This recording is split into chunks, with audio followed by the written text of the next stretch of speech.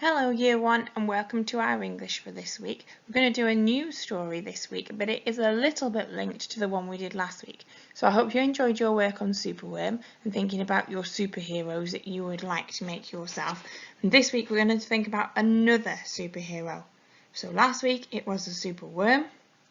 This week it is a superpotato.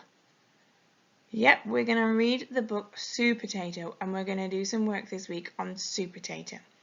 So what I need you to do is go to the playlist on our YouTube channel and you will find the story there. Go away and look at that now. Make sure that you've watched the whole thing so you know the whole story and you know loads and loads about Supertato, and then come back to this video so that we can look at the next bit together. So now that you have watched the story of Supertato, you will know really well all about this character called Supertato. And our job today is going to be to describe this character. Now we've done this a couple of times now while you've been doing your learning at home. So now you are really good at thinking of adjectives to describe the characters. And it's the same sort of activity today as you have done before. Okay, so it's nothing new, it's nothing complicated, the same words are being used, it's just a different character this time. So let's have a think about what sorts of words we might use to describe Supertato. Pause the video here and have a little think, see if you can write any down. Doesn't matter about spelling so long as you can read them. So think about what words you would use to describe Supertato, and then we'll see if you've come up with any of the words that I've come up with. I don't know if you'll be able to steal some of my ideas or if you'll have already got some of my ideas. So let's look at my ideas. I've said he is super. I mean, his name's Supertato, so he has to be super. He's kind. He's looking after all the other vegetables, which was what made me think he was kind. He's clever because he's able to come up with a trap for the evil pea. He's strong because it says he uses his super strength.